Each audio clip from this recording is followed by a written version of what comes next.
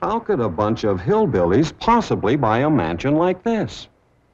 Let's take them back to their home and see how this whole thing started.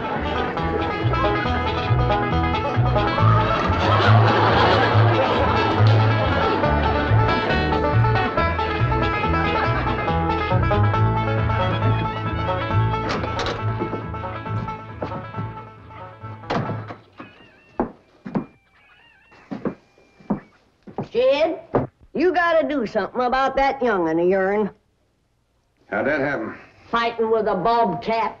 Get hurt? I reckon so. It went limping off on 3 legs. I swear I don't know what I'm gonna do about that girl. Well, the first thing to do is to get her into a dress. She's getting too big to be wearing man's duds. Looky here. She's done popped the buttons off of her shirt again. Well, Ellie Mae carries herself proud, with her shoulders throwed back. It ain't her shoulders that's popping these buttons. Fully growed up, rounded out female woman. Time she started acting like one. Well, one of these days, some boy will come along and start courting her. They came courting when she was 12. What did she do? She whopped the tar out of him. Well, it ain't fitting. Girl running around as wild as a cougar, wrestling, fighting, and hunting.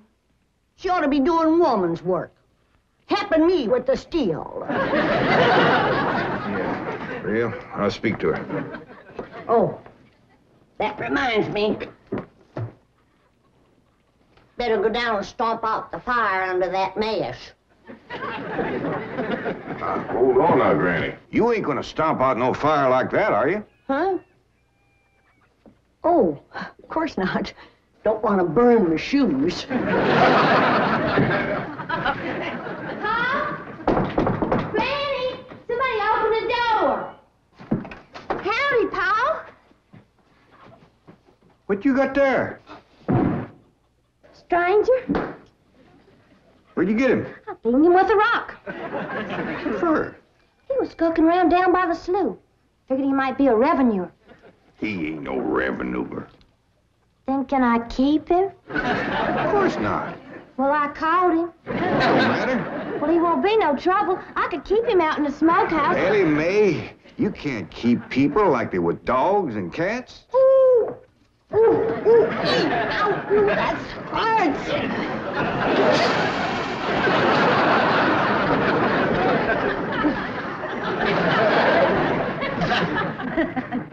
Who's that? Some feller Ellie found nosing around. Beamed him with the rock so it'd be easier to tote. Here, fellas from the petroleum company. What's a petroleum? I don't know. He asked me if he could do some wildcatting down by the slough. I said, help yourself. We're glad to get rid of the critters. What'd he say? Just kind of laughed. But the laugh's on him. There ain't no wildcats down there at that slough. No, it's too full of oil. Oh, what happened? Where am I? This here's the Clampett place. I'm Jed Clampett, my young'un Ellie Mae, and Granny. Granny says you've been doing some wildcatting. There's no need to. Mr. Clampett, that swamp of yours is full of oil. I could have told you that. Well, my company would like to pump it out. Yeah, I like that too, but I just can't afford to have it done. No, you don't understand. You see, you wouldn't have to pay for it. Oh, I don't take favors from strangers. No, Mr. Clampett, you see, you're a very rich man. How big a rock did you bean him with? No bigger than a hedge apple. Listen, I've got to call my office in Tulsa.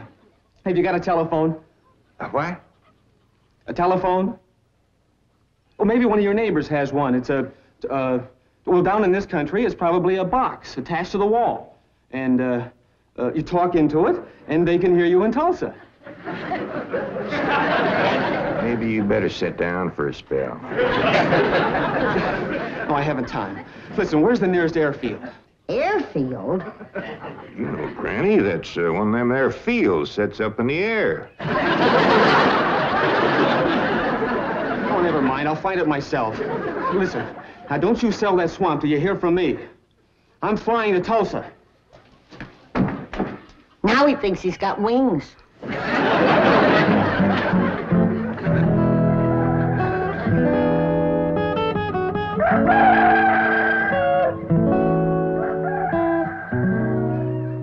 Morning, Granny. Watch them buttons, child. Granny! Them pigs of yours got into the corn. Did they drink much? I reckon they did. This here little fella was kicking blue blazes out of the mule. That's the trouble with razorbacks. They such a mean drunk.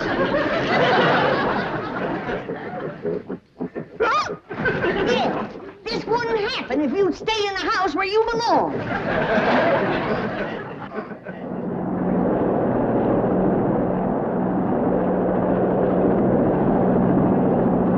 There it is, Mr. Brewster.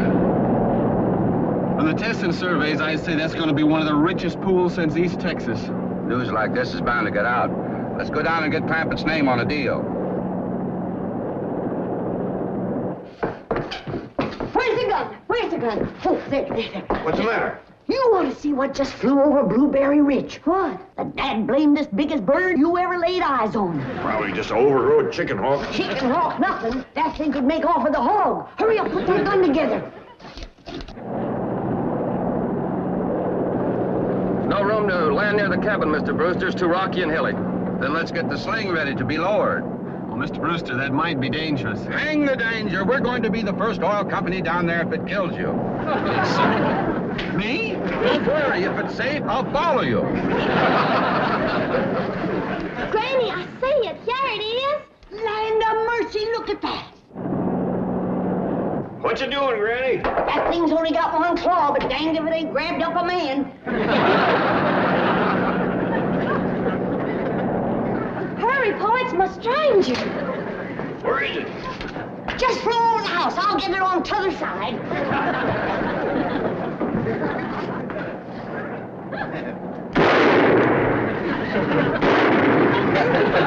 You kill it, Granny? No, but I made it drop that stranger.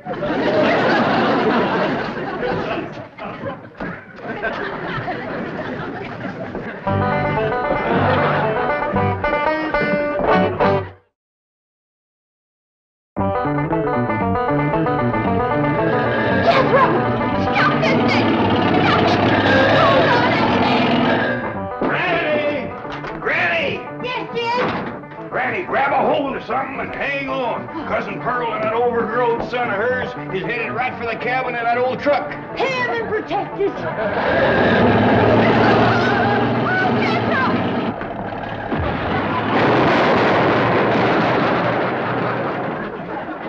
Did they hit us, Jed? No, but I think they sure want the chicken house. Oh, Jed, I'm sure sorry about the chicken house, but nobody got hurt. Jethro, I told you to get rid of them worn-out brakes. I did, Ma. That's how come we ain't got none. Get on out and lift the chicken house back on its foundation. Jed?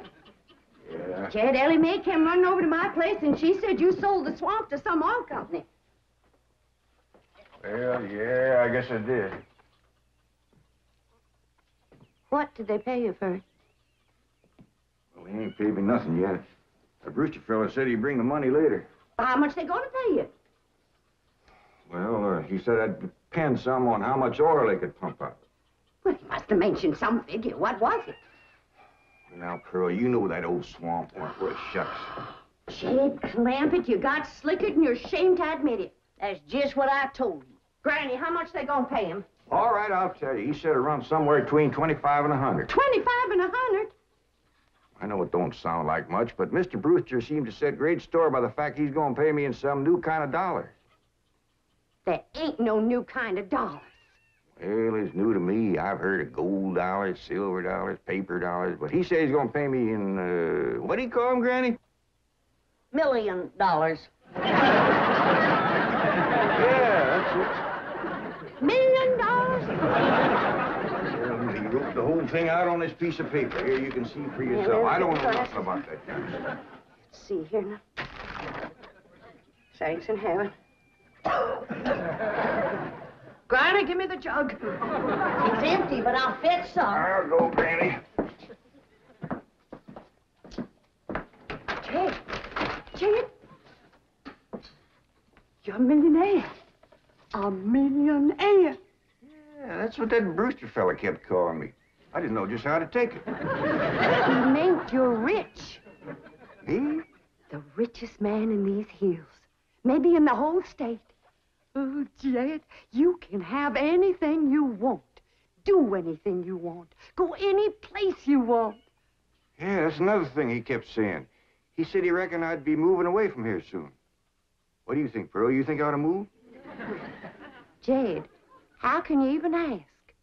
Look around you. You're 8 miles from your nearest neighbor.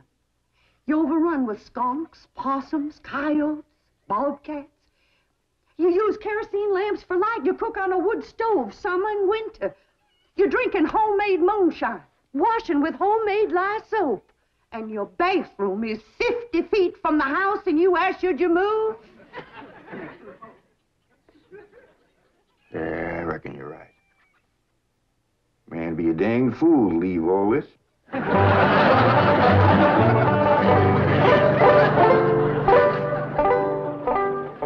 Oh, there you are, Jed. You misunderstood me. I meant you should move away. And you know where I'd go if I was you? Where? California. California? Yes, sir. Beverly Hills, California. Jed, remember the time that your pa took us to Eureka Springs to see the movie picture? Yeah. Well, the actors that make them movie pictures live in Beverly Hills. Go on. Yes, sir. Well, doggies. Wouldn't that be something? Living in the same neck of the woods with old town me. It sure would. And we could come visit you. You know what else they say about California? What? It don't get cold out there. What don't get cold out there? Nothing don't get cold out there. They don't have no snow or no ice. Can't they bring some in? They don't want it. That's why it'd be so good for Granny. Remember last winter when she slipped on the ice and broke her hip? Yeah, poor old woman. She was limping for 2 days. Well, that couldn't happen in California because they don't have no ice. How come? I don't know how come. But Granny'd sure like it, and we could visit you.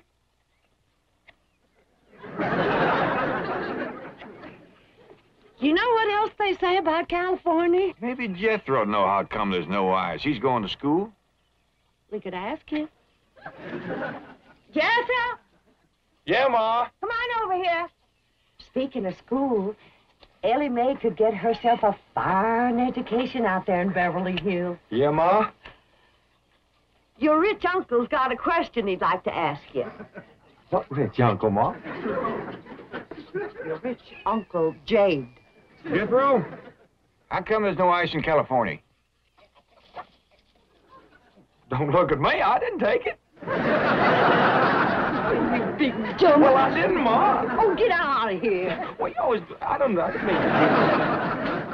I was saying, Jed, folks claim California's got it all beat. Why, things grow twice as big out there. Jethro'd be a whopper, wouldn't he? He could help you move. He's awful handy at lifting and toting, and he could drive you out in my truck. I tell you what, Pearl. I'm going to have to study on this. When that Brewster fella comes back, I'll ask him what he thinks. Well, your cousin is right about that, Mr. Clampett. Beverly Hills is a choice residential area, and lots of millionaires do settle there. Folks like me, huh? Well, millionaires. And movie stars, too. Oh, yes, yes. Is Tom Mix there? No, I'm afraid Mr. Mix is dead. Oh? Oh, yeah. What's the matter with me? Remember, Pearl, he got shot at the end of that picture. Well, there are plenty other movie stars, and that's where Jed wants to live. Ain't it, Jed? I do like the notion of living in the hills. Never could stand flat country. Mr. Clampett, I think it only fair. That is, well, I think you may have a wrong idea about Beverly Hills. Is that where you live? No, my home is in Tulsa. Well, say, maybe you could get us a place there in your neighborhood. Mr. Clampett, let's not beat around the bush. You will love Beverly Hills. Then that's it. Can you steer Jed onto a good place? No, I can get the bank out there to handle it for him. He'd like a nice big place with plenty of room for his kinfolk to visit him. I would like a nice, roomy place if I could afford it. Oh, Mr. Clampett, with your money, you can afford the Taj Mahal. Okay, I'll take it. Well, no, you see, I was just making a little joke. Oh, well, go right ahead. Well, you see, the Taj Mahal is in India.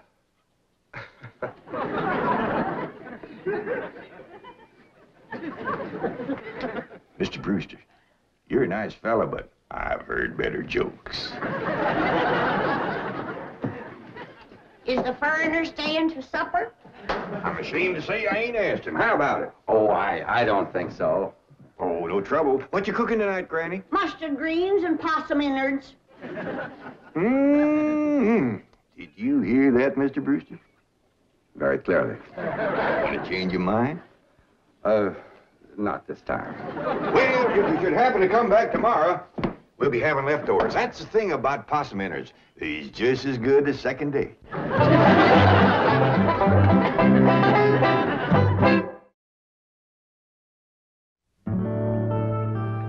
Ellie, if old Duke sits there with you, there ain't gonna be room for Granny.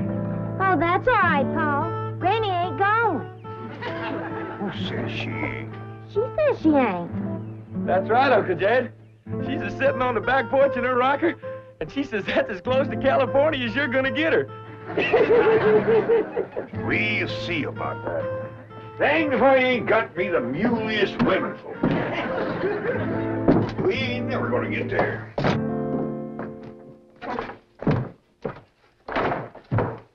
Now, what's all this nonsense about you ain't going to California?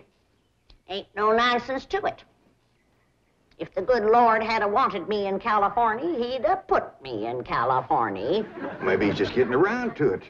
The book says he moves in mysterious ways. Well, if he moves me, I'll go. But you and Big Jethro ain't a budging me. Granny, this here Beverly Hills sounds like the kind of place you'd like. That Brewster fella says they got smogs out there. What's a smog?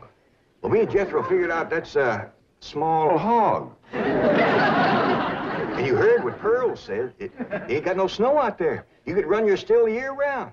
Run it the year round here. Yeah, but walking down through the snow to the still always makes you feel so miserable. I might feel miserable walking down. But the way I feels coming back makes up for it. Hey, damn it, Granny. We've been planning and talking about this trip for days. You never said you wouldn't go. Never said I wouldn't either. But that Brewster feller has bought us a house in them Beverly Hills. He sent our $25 million to the bank out there. Well, you just chase on out after it. I'm staying right here. And I ain't afeared neither. Granny, I ain't leaving you here alone. And I ain't a budging out of this rocker.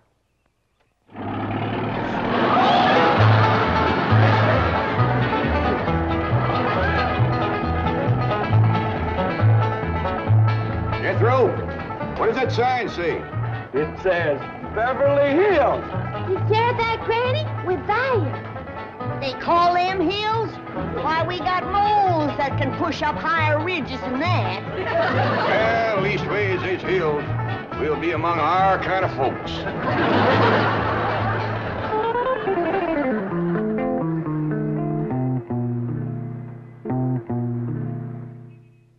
This deposit of $25 million to the account of J.D. Clampett. J.D.? As in Rockefeller. Elevates us to third position in capital assets and assures our bank of... Come in. Oh, I'm sorry to interrupt, Mr. Drysdale. All right, Taylor. Well, are we all set to give the Clampetts a red carpet reception? Well, I'm afraid Mrs. Drysdale still isn't too happy, sir. Yes, I know. Oh, my wife is very upset that I got the estate next to ours for the Clampetts. Says I don't even know what kind of people they are. Do you?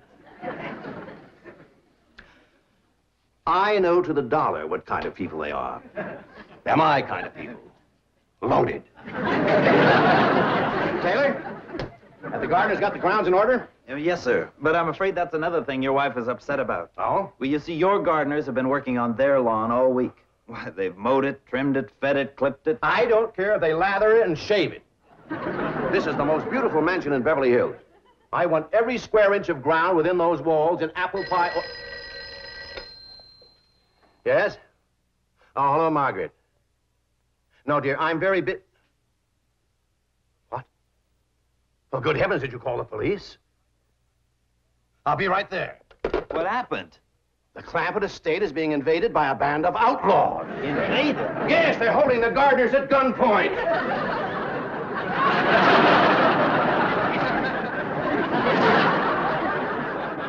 Sure is lucky we come along when we did. That's the truth. The way they were slipping through that gate, another 5 minutes and that whole darn prison would have been empty. Jethro, you sure that's a prison? Yeah, Uncle Jed. I seen pictures. Only thing is, how come there ain't no guards on them walls? Probably done them in with them knives and things. These killers if I ever did see any. Fine neighborhood we's moving into. You hear that? Hot diggity, there's bobcats in these hills. Them sirens! Somebody's calling the law. I reckon they's gonna be mighty grateful for what we done. Folks out here has got a strange way of showing they're grateful. You've locked up one of the richest men in the country. Mr. Clampett, I don't know how to apologize. I'm deeply humiliated. What have you cutthroats done with J.D. Clampett? I'm Jed Clampett, and I'd appreciate it if you let go of my Sunday shirt. You're J.D. Clampett, the oil millionaire? Yep. This here's my nephew, Jethro. Howdy.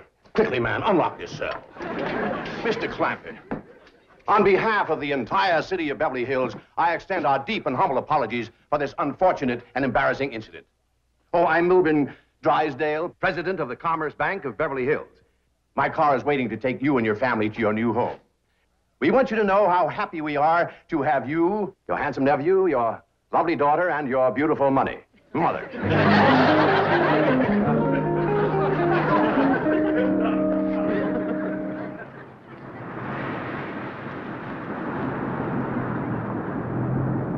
a minute! Stop this car!